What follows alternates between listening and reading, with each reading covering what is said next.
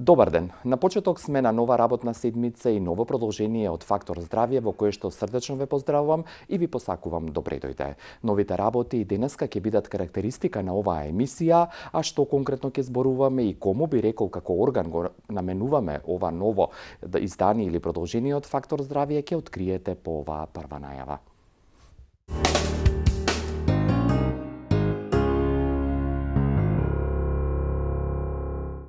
Срцето денеска ќе игра централна улога во Фактор здравје и ако ви кажам дека кардиоваскуларните болести се на врвот по смртност во светски рамки, верувам дека не сум ви кажал нова вест. Но новата вест или новите работи се фактот дека кон светскиот ден на срцето 29 септември, јавната здравствена установа Универзитетска клиника за кардиологија, дел од клиничкиот кампус Мајка Тереза од Скопје, се приклучува со нова низа на настани и активности кои што треба да финишираат или завршат на 1 февруари следната година, ден кога ќе се одбележи свесноста или женското срце во здравје.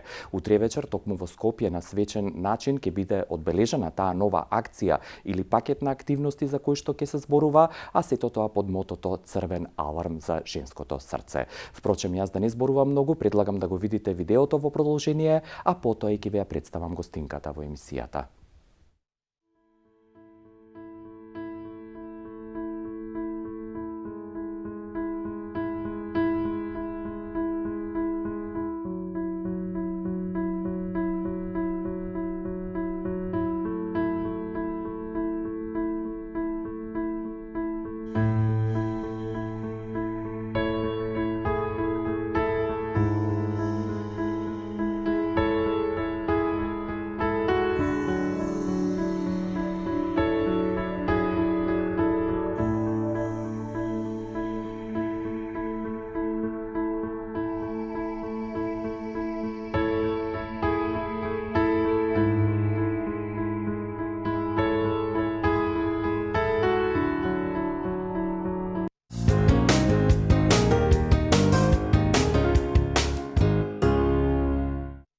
Уште еднаш ве поздравувам и посакувам добре дојде во Фактор здравје, токму со она што визуелно го видовте, а денеска и вербално во продолжение на емисијата ќе го разговараме под наслов Црвен аларм за женското срце во здравје. Денеска на оваа тема во продолжение и вашите јавувања ги очекуваме, ќе дебатираме, би рекол, и ќе зборуваме со многу позитивни факти и информации со професор доктор Марија Вавлукис, субспецијалист кардиолог од споменатата јавна здравствена установа Универзитетска клиника за кардиологија, дел од клиничкиот кампус Мајка Тереза во Скопје. Професорке, добар ден, добро дојдовте и како се чувствувате?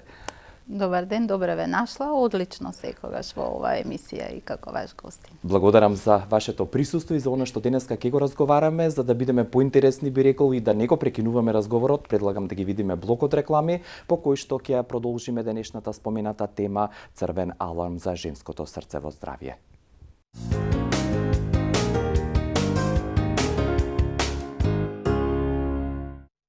По многуте информации кои што ги изнесов на почетокот денеска во Фактор здравје, ќе продолжиме, би рекол, да ве почестиме и со нова свежа доза информации во контекст на темата Црвен аларм за женското срце во здравје. Вашите јавувања ги очекуваме на 6091-925, односно 6091-924. Уште еднаш со задоволство да ја представам и гостинката, професор доктор Марија Вавлукис, субспецијалист кардиолог. Професорке, бидејќи зборуваме за тема која што е општо позната и не е ништо ново, еве и во видеото се види дека кардиоваскуларните болести се убиец број 1 во светот. Откаде сега женското срце во здравје, со оглед дека вие како пол на некој начин сте заштитени во однос на мажите како пол кој што предиспонира и инциденцата е почеста кај нив? Точно е дека инциденцата почеста кај нив, меѓутоа некаде последниве, би рекла, околу 3 децении, значи пишани податоци постојат, односно документирани податоци од клинички студии, постојат негде од 84 година, дека постепено, за жал, стануваме еднакви, нели ние долго време се боревме за еднаквост меѓу половите, меѓутоа еднаквост во друг правец. Не би сакале, не сакавме да бидеме еднакви во болестите, меѓутоа точно е дека во последниве 30 на години, за жал, трендот на зачестена појава на кардиоваскуларни заболувања кај жените се зголемува. Она што е познато е дека некаде на возраст над 60-65 година практично со едно галопирачко темпо жените се доближуваат и се поистоветуваат, се изедначуваат во бројката со машката популација во однос на кардиоваскуларните заболувања, пред се во однос на исхемичната болест на срцето и сите последици што од незе произлегуваат, а при тоа имаат полош клинички тек и полош исход, изразено преку поголема смртност, преку поголема честота на појава на компликации од типот на срцева слабост и слично. И тоа е факт кој што веќе поодамна е апсолвиран и се знае. Меѓутоа, она што не е толку познато во јавноста и заради што ние токму се одлучивме оваа година во овој правец да ги насочиме нашите активности е фактот дека младата женска популација, условно кажано би рекле на некоја возраст меѓу 30, 35 и 55 години, за која што се сметаше дека кардиоваскуларните заболувања се исклучително ретки, за жал, честотата, односно се бележи тренд на глобално ниво, се бележи тренд на зголемување на честотата. Пред се бележи тренд на зголемување на честотата на заболувањата, на кардиоваскуларните заболувања во оваа популација. Например, наблюдуван еден период во АРИК студијата, која што е изведена на преку 30.000 пациенти кои што се со акутна коронарна болест, забележан е тренд на пораст на заболувањето кај младата популација од некаде 27% на 32% за период од 10 на 15 години од 84-90 до 2000-2005 и 10 година. Меѓутоа, во тој тренд на пораст, значи порастот е поголем кај женската млада популација отколку што е порастот кај машката млада популација. И тоа е за жал значи факт од кој што ние во последниве години стручната јавност почнува многу сериозно да му обрнува внимание, токму заради тоа што на пример постои една широко прифатена перцепција, дури и онаа слика илустрација која што често ја гледаме кога се сака сликовно да се представи акутниот миокарден инфаркт, сите се сеќаваме дека тоа е маж кој што се стега за градите, двете раце ги има ставено на градите, и тоа е еден синоним за акутниот миокарден инфаркт. Значи маж со градна болка, срцев-удар, да, народно кажано срцев-удар, маж со градна болка. И тоа се две од догмите кои што ние би сакале всушност преку оваа акција да ги разбиеме од едноставна причина што не станува збор само за мажите, за жал, и од едноставна причина што жените, ние нема да сме жени ако не сме по нешто различни од мажите, клиничката презентација, значи начинот како се манифестира срцевиот удар кај жените, не мора задолжително секогаш да одговара на оваа широко препознаена перцепција која што постои во јавноста, па дури и во стручната јавност, а тоа е градната болка. Жените во најголемиот дел од ситуациите дури се смета дека 60% од женската популација кога доживуваат срцев удар ја немаат доминантната типична клиничка манифестација која што ја имаат мажите, а тоа е силната градна болка. Почесто кај жените тоа може да биде некое чувство на силен замор кое што го имале, кое што го немале претходно, кое што им се јавува. Чувство на вртоглавица, чувство на мачнина, чувство на неможност да се голтни. Например, ќе ви речи, многу е типично жена кога ќе ни дојде во амбуланта и да речи кога се качувам по скали на втори кат пешки или така натака, на вториот кат која ќе стигнам имам потреба да се поднакашлам или да подголтнам. Значи една, би рекла, не толку диспнеа или тешко дишење, колку чувство дека не може убаво да земи воздух. Значи, за жените, за жал, е почеста таа атипична презентација, како што и за одредени други популации на лица, како што се лица со дијабетес, со шеќерна болест, лица со разни видови невропатии и така, кои што исто така имаат атипична презентација. И ова се причини зошто во разликувањето, зошто, например, машката популација побрзо добива медицинска, стручна, соодветна медицинска помош споредено со женската популација. Ние тука имаме и наши податоци, значи времето поминато од почетокот на симптомите добарањето на лекарска помош и добивањето на лекарска помош кај машката популација е пократко, споредено со женската популација, затоа што жените не практикуваат да побараат или практикуваат да ги игнорираат овие не многу типични предупредувачки знаци кои што ги имаат. Или повторно ќе дојдеме до догмата, како што рековте, можеби срцевите заболувања или целиот кардиоваскуларен систем не толку е типичен како група на заболувања за жени во однос на мажите. Тука само ако дозволите уште да дополнам, исклучок можеби се оние жени кои што имаат коморбидитети или веќе пропратни заболувања, диабетес, нефролошки некои инциденци или инцеси во однос на бубрезите, бидејќи и тие се нели често зафатени, кореспондираат со срцето. Едно од објасненијата, значи меѓу другото во што се разликуваат жените и мажите во однос на причините за појава на коронарна болест, сите ги знаеме, на сите ни се познати и на целокупната јавност се познати типичните така наречени мајорни или главни ризични фактори за појава на кардиоваскуларните заболувања, како што се хипертензивната болест или покачениот, може? Да, имаме гледач, само да, покачениот крвен притисок, чекав да ја завршите реченицата, ви благодарам за вниманието. Добар ден, дали сте на линија? Добар ден. Добро дојдовте, господине, кое е вашето Добре, прашање? најдов. Ала, благодарам. Поздрав за доктората и исто и за вас. Благодарам. Како водител. Благодарам. Ве молам едно прашање. Имам, јас сум опериран 2 пати од срце. Добро. И 90-та година аортната валвула механичка заменета е во време и во Систина сум 2011 опериран од митрална валвула. Добро. Сега на ехо ми излегла дека десната страна од срцето ми е дроп. Се рони. Сега што ќе ми препорача докторката за да можам и многу се уморам. Добро. Значи замор има господинот, тумор, дали го разбравте? Десната страна на срцето ми е дроп, ако беше соодветниот термин што го употреби. Значи, господинот има друга група на заболувања. Ние овдека се фокусиравме денеска на кардиоваскуларната болест.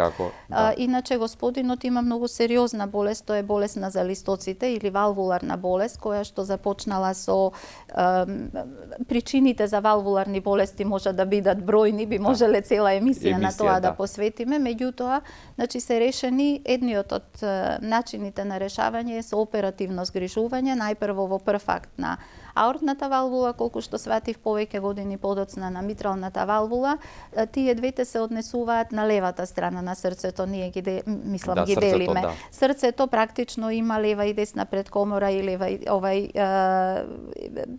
лева предкомора и десна предкомора и комора.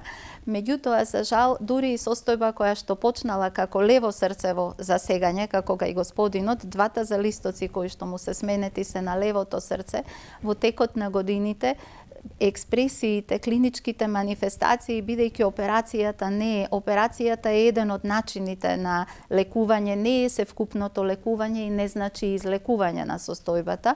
Значи, веројатно има прогресија во смисол на зголемување на белодробниот притисок, заради што има диспнеа или тешко дишење. Единствено што можам да го посоветуваме да ја посети клиниката за да видиме до кој степен е тоа засегање, за да може да се помогне, бидејќи секогаш медикаментозниот третман е оној кој што е неделив од интервентните процедури. Да, и само да ја завршиме мислата во однос на причините. Во однос на причините, значи голем дел од ризичните фактори, голем дел од ризичните фактори се заеднички или ги делат и машката и женската популација, меѓутоа една од причините со која што се објаснува зошто во овој период е поголема честотата на кардиоваскуларните заболувања кај жените, токму два ризик фактори се обвинуваат, а тоа е се диабетесот и хипертензијата.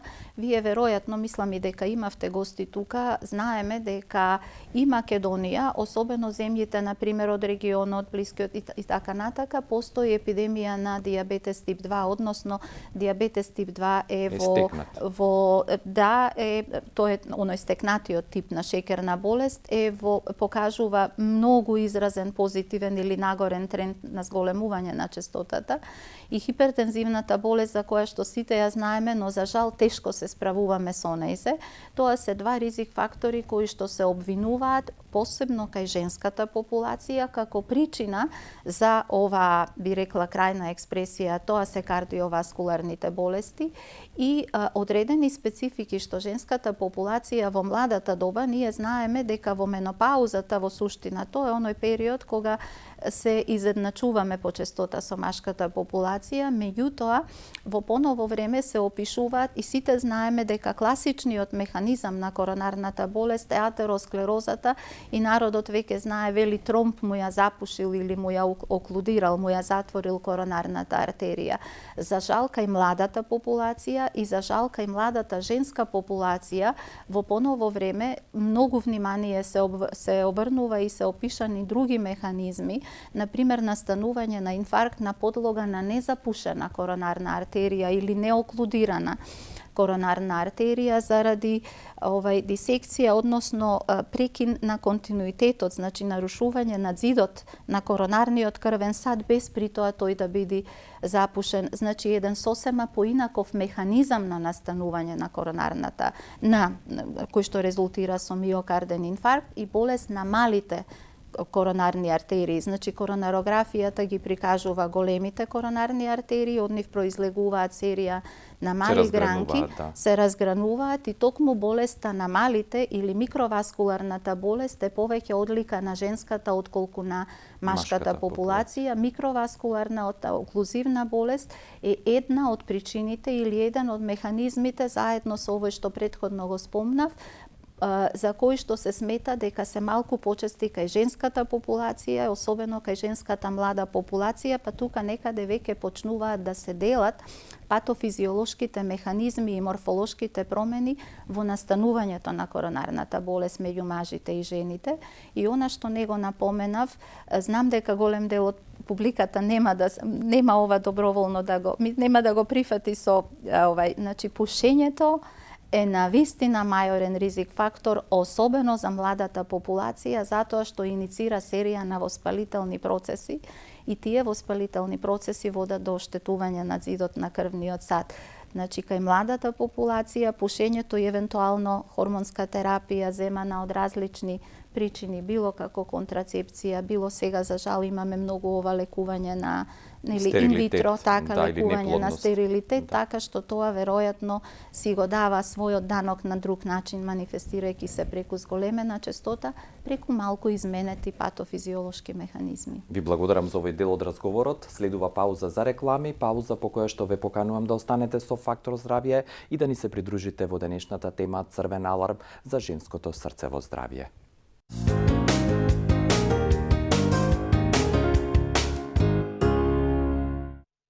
Уште еднаш ве поканувам да ни се јавите и доколку имате интерес да поставите прашање или да ни дадете некоја информација, споделите лично искуство на 609192 и 609194. Ваша и моја гостинка денес во Фактор здравје е професор доктор Марија Вавлукис, субспецијалист кардиолог од јавната здравствена установа Универзитетска клиника за кардиологија, дел од клиничкиот кампус Мајка Тереза од Скопје, и со неја всушност ја најавуваме акцијата Црвен аларм за женското срцево здравје. Споменав, професорке, дека утре ќе биде свечено одбележан токму почетокот на оваа акција која што треба да заврши на 1 февруари 2020 со одбележување на Светскиот ден на женското срцево здравје, кој освен вашата клиника се организатори и каква низа на активности ќе следуваат во овој 3-месечен период кој што е пред нас? Ние се одлучивме оваа година, додуше и пред 2 години направивме нешто слично и поучени од позитивниот одзив што го имавме тогаш беа вратите на клиниката отворени за превентивни прегледи за помладата популација независно од пол. Овој пат се одлучивме да се надоврзиме, односно активноста да не биде еден ден, бидејќи еднодневните кампањи, како што гледаме, еден ден како ни еден ден не резултираат со некаков исход, односно со некаков резултат. И затоа се одлучивме тоа да го направиме како една континуирана активност. Најдовме партнери, односно разбирање кај партнерите. Она што би сакала да го напоменам, тоа е дека ние како кардиолози сме, да кажам, третото скалило во здравствениот систем, терциерна. И последното, не? Така, третото и последното скалило, значи терциерна здравствена установа, што значи дека за да дојде или за да не дојдат како пациенти кај нас, потребно е да функционираат другите скалила. Една од ја замислуваме целата активност како всушност карика од три алки кои што се подеднакво важни за да имаме успех во било која област, кога говориме за здравството. Овој пат говориме за кардиоваскуларното здравје, но акцентот ни е на превенцијата. Значи, првата карика се пациентите, овој пат тие се представени преку Сдруженијето Здрава иднина, тоа е Сдружение за превенција од кардиоваскуларни заболувања. Дел од активностите веќе имаше и ќе бидат утре на настанот прикажани во вид на еден краток филм, да речам. Видеоматеријал, да. Така, видеоматеријал. Другата карика се разбира нашите колеги матични лекари, така што Сдруженијето на општи лекари и семејни лекари на град Скопје, предводено од доктор Катерина Ковачевиќ, е вториот партнер, нашиот втор партнер во оваа активност, и Центарот за семејна медицина се разбира, предводен од професор Катерина Ставрич, и нашата клиника, Универзитетската клиника за кардиологија, предводена од директорот доктор Жан Зимбаков. Оваа активност ја планираме заеднички и ја испланиравме практично, се надеваме дека ќе имаме добар одзив и дека добро ќе тече. Утре би рекле оној момент на свеченост, момент на најавување, но вистинската работа следува потоа. Во периодот некаде од 3 месеци, ноември, декември, јануари месец, ние веќе организиравме начин како матичните лекари ќе прават скрининг, но рековме овој пат сме сконцентрирани на женската популација. Значи, скринингот ќе биде правен помеѓу жените и тоа помеѓу условно кажано здравите жени. Значи, жените кои што немаат доказ за кардиоваскуларна болест и ќе биде проценуван нивниот кардиоваскуларен ризик од страна на матичните лекари, и тоа постои една група на матични лекари кои што, нели, за да биде успешна акцијата, не можевме тоа да го направиме како една многу широка, еве ова може да го сватиме како една пилот акција, па ќе видиме на какви резултати, што ќе добиеме, колку е успешна, па после тоа и да ја продолжиме, кои што ќе го прават скринингот и жените со одреден ризик ќе ги испраќаат на клиниката за кардиологија, каде што во попладневните часови, значи во деновите од понеделник до петок, тие ќе бидат понатаму доевалуирани со дополнителни лабораториски испитувања, ехокардиографија, и ќе видиме што ќе детектуваме, значи дали воопшто ќе детектуваме некаков мајорен ризик фактор кој што побарува медикаментозен третман, дали ќе детектуваме можеби некаква болест, значи некаква состојба, и нашата идеја е да резултатите од тие испитувања завршат, од тој скрининг, завршат со презентација на тие резултати на еден стручен состанок кој што ќе биде заеднички помеѓу матичните лекари, представени преку ова здружение, и помеѓу кардиолозите, и споделени се разбира и презентирани во широката јавност, и во зависност од одзивот и во зависност од успехот како ќе успееме ова да го реализираме, ние би сакале да го продолжиме не само понатаму, но исто така и да го претвориме во традиција. Тоа би било Да, идејата и интенцијата, тоа е идејата, без оглед дали ќе се открие одредена состојба или ќе се детектира, како што рековте, открие нешто што можеби не е манифестирано клинички, она што е важно и треба да се земе во предвид, го кажавте и вие на почетокот, и јас, и видеото што го видовме, дека превенцијата во суштина ке оние кои што имаат некое кардиоваскуларно засегање, дека е најважна. Тука алудирам пред се дека третманот е едниот дел или едната карика, едната алка од таа карика, но превенцијата е таа на која што треба да се работи, и не само за овие болести, би рекол за целото здравје. Така, всушност целата идеја на ова е да ги натераме жените, младите жени, да мислат на своето кардиоваскуларно здравје. Значи, дури и да немаат, да не се детектува состојба која што ќе побарува медикаментозен третман, сигурно ќе се детектува состојба која што бара промена на одреден режим или начин на однесување во однос на физичката активност, во однос на видот и начинот на исхрана, во однос на менаџирање или справување со стресот кој што сите ние во различен степен го имаме, значи на серија на ризик фактори кои што се модифицирачки. Единствени ризик фактори на кои што ние не можеме да влијаеме, тоа се полот и возраста, меѓутоа сите знаеме дека возраста не е бројка. Ние сме толку стари колку што се чувствуваме или преведено, нели, вашите крвни садови, вие имате 50 години, вашите крвни садови може да имаат возраст од 30 години, но може да имаат и возраст од 70 години. Значи, целта ни е да ги натераме жените кои што се здрави, кои што се зафатени со море од активности, значи тие треба да го обслужат семејството, домот, децата, сопругот, сите се тоа најголемиот дел, значи се вработени и треба да се посветат и се ангажираат, нели, на работното место, меѓутоа мора да одвојат и дел за себе, односно за нивното кардиоваскуларно здравје, така што утре ќе има и малку еден позабавен дел, ќе има една серија на вежби, приказ на вежби кои што жените ќе можат да си ги прават во своите домови. Целта ни е да ги натераме жените од оваа група кои што себе си се доживуваат како здрави и не си посветуваат внимание, едноставно да застанат и да речат и јас сум важна. Значи, покрај тоа што се сите други важни, и јас сум важна, да обрнат внимание, да станат свесни на тоа кои се ризик фактори што ги имаат, бидејќи секој ризик фактор кој што е негативен, ние во една од претходните емисии говоревме со вас дека негативните ризик фактори можат со соодветен начин на однесување да се трансформираат во позитивни ризик фактори.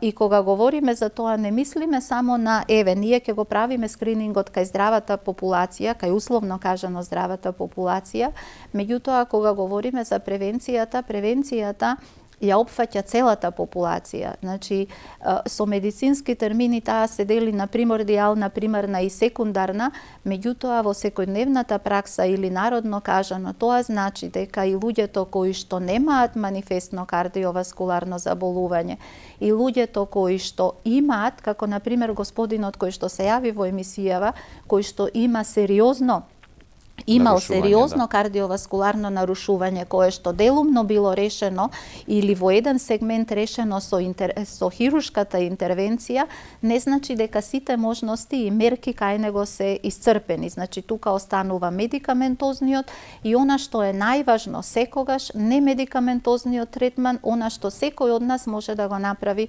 за себе, и тоа е таа секундарна превенција, не само во доменот, нели, како што кажа господинот, но и во доменот на кардиоваскуларното здравје. Дури ние имаме две пациентки кои што утре ќе ги чуете, кои што едната испрати една преубава порака, рече дека еден од начините како да се, значи двете се пациентки со кардиоваскуларна болест и живеат со кардиоваскуларната болест. Акцентот го ставија едната на физичката активност, на движењето, а другата на позитивната мисла и на позитивниот полнеж, кој што треба да го пренесиме, кој што го имаат и кој што треба да се пренеси на другите луѓе. И на крај само едно кратко индискретно прашање, колку вие лекарите, жените лекари сте свесни или имате црвен аларм за женското срце во здравје? Многу сме свесни, а малку работиме, односно работиме периодично, малку сме активни, па после тоа малку забораваме да бидеме активни и така, но еве ова ќе биде аларми за нас, за сите колешки, да кажам. Самокритични да бидат, да. Точно така, бидејќи говориме за жените и женското кардиоваскуларно здравје, нека извинат машките колеги што овој пат не им се обраќаме нив. И само за крај уште да споменеме дека црвената боја е символот на оваа акција која што следува, не случајно имате таков детал и јас имам тука некои црвени точки на кошулата. Ви благодарам, професорке, ви посакувам убав настан утре, сета акција успешно да ја завршите и да ги презентираме фактите и наудите некаде по 1 февруари следната година. Ви благодарам и вам, благодарам што ни пруживте можност да ја представиме оваа акција во името на Универзитетската клиника за кардиологија и јас исто така се надевам дека ќе имаме резултати за прикажување. Се надевам убави резултати во смисол на тоа дека ќе имаме помалку детектувани ризик фактори, А повеќе превенција може би. повеќе превенција, да. Да, благодарам уште еднаш и секое добро. Професор доктор Марија Вавлуки, субспецијалист кардиолог, ви стои на располагање во јавната здравствена установа Универзитетска клиника за кардиологија, дел од клиничкиот кампус Мајка Тереза во Скопје. Ви благодарам за вашето внимание и соработка и денеска во Фактор здравје и ве поканувам утре за неполни 24 часа повторно да бидете со нас. До тогаш пријатно, имајте убав ден.